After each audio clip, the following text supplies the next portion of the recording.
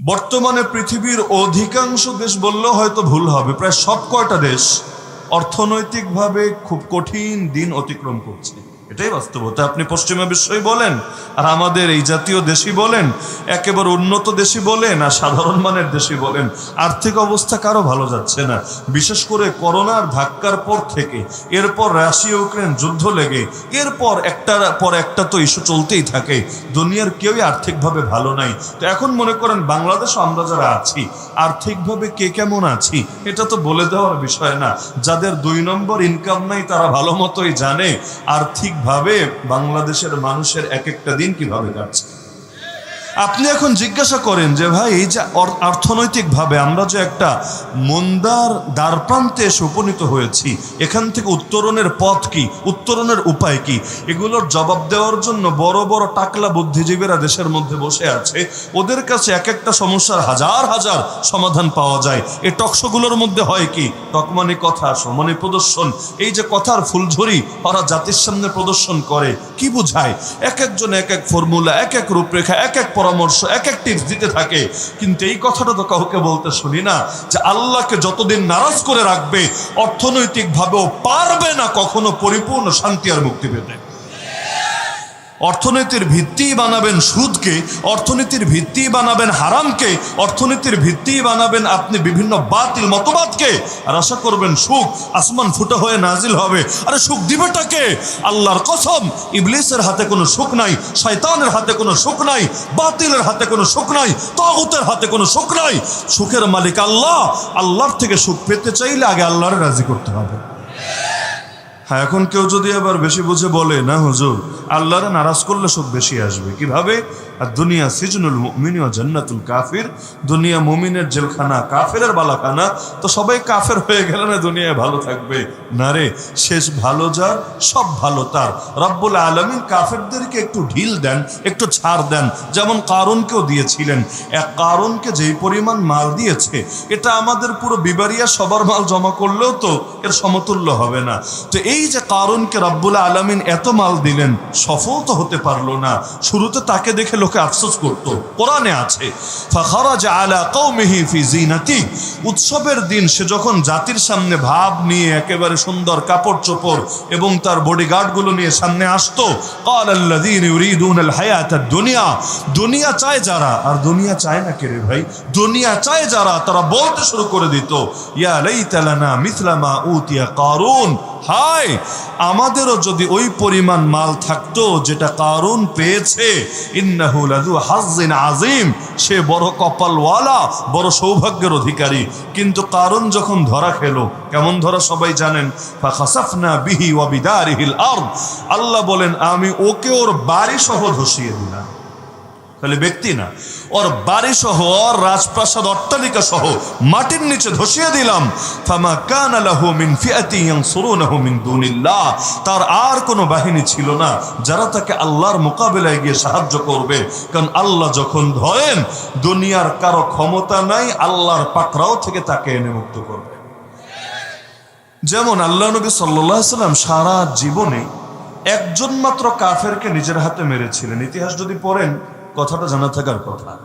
নবী যুদ্ধ করেছেন অনেক, ঠিক আছে, 27টা যুদ্ধ, যার মধ্যে 9টায় একেবারে যুদ্ধ সংঘটিত হয়েছে, বাকিগুলোতে লড়াই লাগে নাই। গিয়েছেন ময়দানে, লড়াই লাগে নাই, দুশমন এমনি লেজ গুটিয়ে পালিয়েছে ভয়ে, কারণ নবীর সামনাসামনি দাঁড়াবে ওই হিম্মতি আর হয় নাই। তো যদিও দেখা যাচ্ছে তালিকায় 9টা যুদ্ধ, কিন্তু আল্লাহর নবী নিজের হাতে সারা জীবনে মাত্র মেরেছেন কয়জনকে? একজন।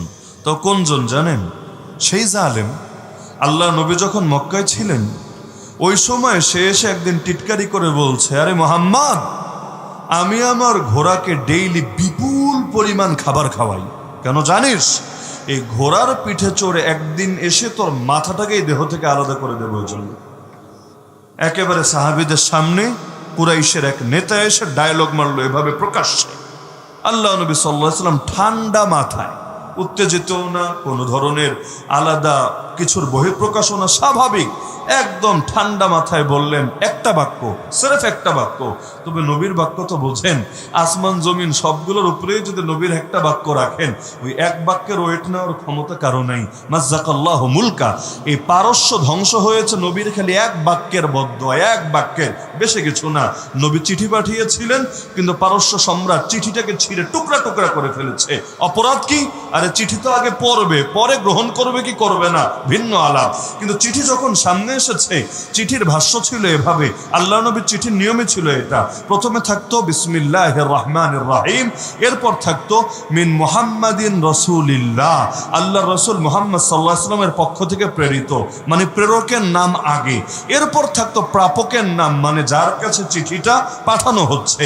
তো নবী যেহেতু পাঠিয়েছেন পারস্যের বাদশাকে, পারস্য বুঝেন, তৎকালীন সময় পারস্য মানে ইরাক, ইরান এবং আশপাশের আরো বিপুল অঞ্চল নিয়ে গঠিত এক রাজ্য, যেটা আজকের দুনিয়া দেখে আপনি বুঝতে পারবেন না। তো পারস্য সম্রাট ওই সময় দুনিয়ার এক সুপার পাওয়ার বাদশাহ।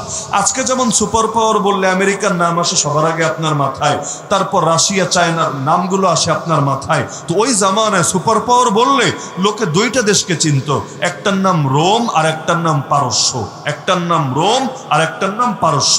তো সেই পারস্য সম্রাটকে নবী চিঠি পাঠাচ্ছেন, কিন্তু নিজের নামটা লিখলেন আগে, মিন মুহাম্মাদিন রাসূলিল্লাহ, আর বাদশার নাম লিখলেন পরে, ইলা কিসরা আযীমি ফারিস সালামুন আলা মান ইত্তাবাল হুদা। খালি চিঠিতে ঢোকে নাই, খালি বিসমিল্লাহ পরে যখন নামটা পাঠ করেছে, রাজারা তো আর নিজেরা চিঠি পড়ে না, পাশে তো পড়ার লোক থাকে আলাদা, এরা পড়ে পড়ে পড়ে শোনায়, আর রাজারা হা বা না একটা বার্তা বলে। তো যখন খালি পড়েছে যে মিন মুহাম্মাদিন রাসূলিল্লাহ আগে আর ইলা কিসরা আযীমি ফারিস পরে, সঙ্গে সঙ্গে চিঠিটা নিয়ে ছিঁড়ে টুকরা টুকরা করে ফেলেছে। কিসের জন্য? যে আরবের কোথাকার কোন মরুভূমির বেদুইন নিজেকে আমার চাইতে বড় ভেবেছে, যে সে তার নাম লিখেছে আগে, অথচ তারে চেনে তাকে। আরে পাগলে ভেবেছে ও চেনে না, এজন্য মনে হয় কেউ চেনে না। আরে যাকে চেনে আসমান থেকে জমিন থেকে শুরু করে সকলে, আরে যাকে মূল্যায়ন করে রব নিজে, তাকে ওর মতো রাজা বাদশাহ সম্মান করলেই কি আর না করলেই কি? যারে আল্লাহ সম্মান দেয় তারা গায়রুল্লাহ সম্মান লাগে নাকি? আল্লাহ সম্মানের চাইতে বড় সম্মান হতে পারে নাকি? যেমন এই মাদ্রাসার ছোট ছোট তালেবুল ইলম, দুনিয়ার চোখে তারা মূল্যহীন হতে পারে, 2 পয়সা নাস্তিক বেঈমানরা তাদেরকে নিয়ে টিটকারি মারতে পারে, কিন্তু এই 2 পয়সা নাস্তিকরা চিনুক বা না চিনুক, গর্তের পিঁপড়া থেকে শুরু করে সমুদ্রের মাছ পর্যন্ত প্রতিটা জীবজন্তু তাদেরকে খালি চেনেই না, তাদের জন্য রবের কাছে নিয়মিত দোয়া করে। বলবেন কিভাবে জানলেন? বিজ্ঞান পড়ে জেনেছেন? না, ওই বিজ্ঞান পড়ে জানা লাগবে না। বিজ্ঞানের তথ্য যতটা মানি, আল্লাহর নবীর জবান থেকে যে সত্য উচ্চারিত হয়েছে আল্লাহর কসম তার চাইতে বেশি মানি। এখন পিঁপড়া আসলে দোয়া করে কিনা তালেবুল ইলমের জন্য, এটা বিজ্ঞান ঘেটে ঘেটে বের করা লাগবে না। আজও পর্যন্ত কোনো বিজ্ঞানী এমন দাবি করেছে বলে আমার জানা নাই। যদি করে তাতেও কিচ্ছু আসে যায় না, যদি না করে তাতেও কিচ্ছু আসে যায় না। সব বিজ্ঞানের স্রষ্টা যিনি, তিনি যখন জানিয়েছেন তার হাবিবকে, এর চাইতে বড় সার্টিফিকেট আমাদের কিছু লাগবে না। এমনকি আসমানের ফেরেশতা পর্যন্ত ডানা বিছিয়ে দেয় এই তালেবুল ইলমদের সম্মানে। তো দুনিয়ার লোকেরা দাম দিলেই কি আসে যায়, না দিলেই কি আসে যায়? যারে দাম দেয় আসমানের ফেরেশতারা নিজেরা, তাদের এই দুনিয়ার 2 পয়সা নাস্তিকদের দেওয়া দাম লাগে না।